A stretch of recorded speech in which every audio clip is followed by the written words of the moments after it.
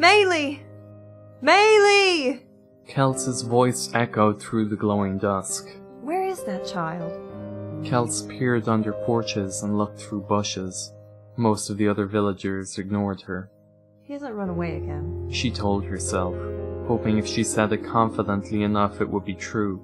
Kels tried hard not to think of a few months ago, when he had run off, when Avacyn had appeared to save her child. Most of the village did not believe her. She and Maylie had never been accepted easily in the village, certainly not after Hansi had died. After his death, she was just the strange outsider from Kessig, with a wild child who took too much after his mother. And when she came back to the village that night, clutching her child and rambling about an appearance from Avacyn, well, she probably wouldn't have believed herself either. But Avacyn had come, had saved her child, her only child. Maylie had been born under the new moon, and had always been a special child, spirited and free. The villagers were right about Maylie taking after her. He looked like his father, a resemblance that caused Kels both great joy and great pain. But in spirit he was like his mother, restless, yearning to explore. What she hadn't told the villagers that night was how mad she had been at Maylie. Of course she had been worried about him, frantic about him. Her panic at losing him had fueled her prayer to Avacyn. A prayer so powerful Avacyn had responded. When Avacyn had brought him back to her arms, all she had felt was relief, an overpowering joy that left her in happy tears. Until the change came over her. She could not describe it, could not explain it. In a moment, all her love and care had left, vanished into the growing dark, and anger had filled her fully. A lightning bolt striking her heart. And not just anger, but seething resentment and scorn.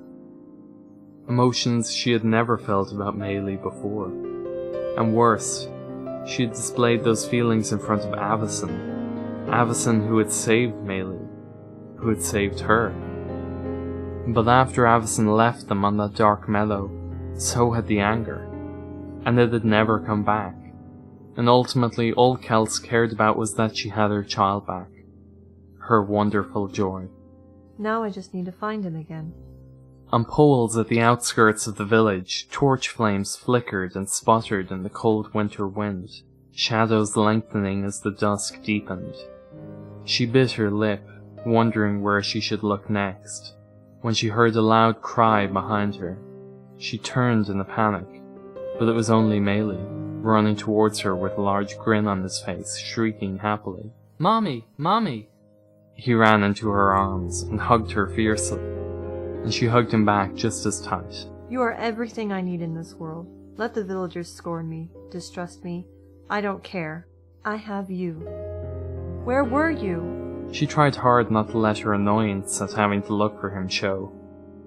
He loved exploring, and she wanted him to explore. She wanted him to always... The torchlights suddenly all died, their flames extinguished. It was not the wind. The cold air had become utterly still.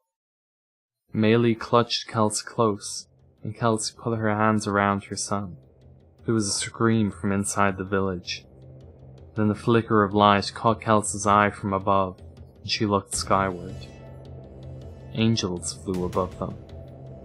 Against the orange and purple of the darkening sky, the winged angels hovered high over the village. All of them wielded weapons, swords and spears and staves, and many of those weapons glowed with golden or silver light. The stars are descending from the heavens, Kels thought. She looked down at Maylie, and he stared upward in open-mouthed wonder. Then one of the angels pointed her glowing spear downward at the village. A shaft of light fell from the spear onto one of the houses. The house was bathed in a bright light for seconds, and then the thatched roof burst into flame. The angel pointed her spear at another house, and there was another flash of light, and another explosion. Other angels swooped down low, swinging their fiery swords, and shrieks and cries echoed into the night. Melee screamed in her arms, his wonder transformed into terror. Kels couldn't move, her muscles frozen, her legs rooted into the earth. There was a moment where she thought perhaps the angels were there to root out vampires, or werewolves, or some other evil. But from the outskirts of the village, she saw neighbors die, either cut down by swords, or consumed in golden light and flame. They are killing us.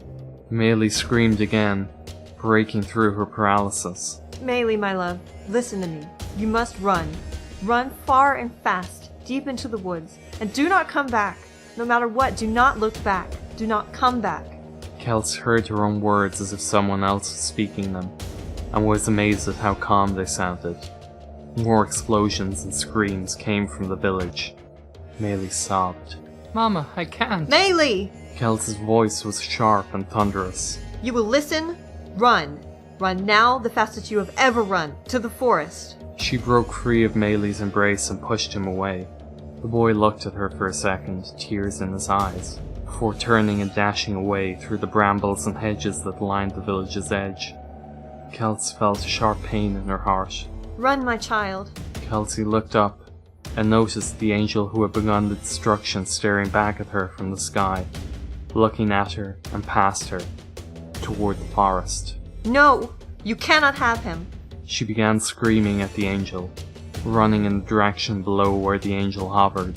Avacyn. Kelsey thought. Perhaps the angels had been possessed by evil spirits, or they were some malevolent force in disguise. But whatever was happening, Avacyn would save them. Standing just below the angel, Kelsey bowed her head. Avacyn, hear my prayer. Help me now. Help us now. Please, my Avacyn, you saved my boy once. Please save him again. Save us all. You do not need to pray your lies to me, creature. Kelsey heard the voice just above her. She looked up and saw an angel dressed in black, her wings steeped in blood red, her eyes dark and pitiless.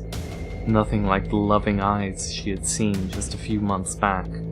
The voice was familiar and strange together, with some type of accent marring her words.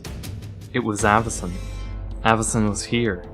Avacyn was destroying her village. None of this makes sense. For a moment, Kels thought perhaps she was dreaming. She noticed Avacyn's spear, the long, uneven blades attached to a symbol of Avacyn glowing bright and beautiful. But the symbol was all wrong, twisted and warped, as if the metal had somehow gone sour. That is not possible. Metal cannot twist like that. This is all a bad dream. But she knew this was real. The angels had turned on them. The angels were killing them. Why have you forsaken us? Kelsey cried out. She didn't know whether she spoke to Avacyn or the uncaring night sky, but neither responded. Throughout the village, screams rose and ceased abruptly as the angels continued their attacks with blade and fire. The flames rose higher behind Kelsey, consuming her village, consuming all the trappings of her life. Avacyn descended softly, her red-soaked wings still, her eyes black and lidded. The great work begins. Fitting you should be here to witness its glory. Avacyn paused, looking past Kelsey. Where is the small creature? It should be here too. He's gone. Beyond your reach, foul thing. Kelsey was sobbing, struggling to breathe amongst the smoke and grief. Run, Melee, run. There must be somewhere safe. Find it, my love, find it. Beyond my reach. Avacyn landed a foot away from Kelsey. Kelsey heard a loud buzzing noise coming from somewhere, and she covered her ears in pain. Avacyn reached out and touched Kelsey on the cheek, stroking her trembling flesh. Beyond my reach? Everything, that is within my reach. My domain has no limits, and my domain has rotted, putrefied. Everything must be cleansed. Everything must be pure. Avacyn stopped, withdrew her hand. It is no matter. I will find the small creature eventually. I will find all of you eventually. She took a step backward and pointed her spear at Kelsey. All will burn. All will bleed. The tip of the spear sparkled with red and gold light. Kelsey closed her eyes. My beautiful child. The light was bright, so bright. My beautiful, beautiful. Avacyn watched as the remains of the mortal creature blew away, the ashes scattering and swirling for a moment of flight before falling to the ground. The sky whispered to her, the rivers, the trees, the grass, the moon, all whispered glorious truth. For so long I have listened to the whispers of liars, and the world has suffered. Now she was listening to truth. She knew it was truth because every whisper said the same thing, so unlike the chaotic, conflicting prayers she had heard for hundreds of years. Why did I not realize how inconsistent these mortal creatures are? Their words always change. No matter now. She looked at the moon, and the moon whispered such beautiful words. All will burn, all will bleed. Avacyn repeated the words to herself, a soothing song filling her head with joy. All will burn, all will bleed. She laughed and smiled as her angels continued the great work in the burning village.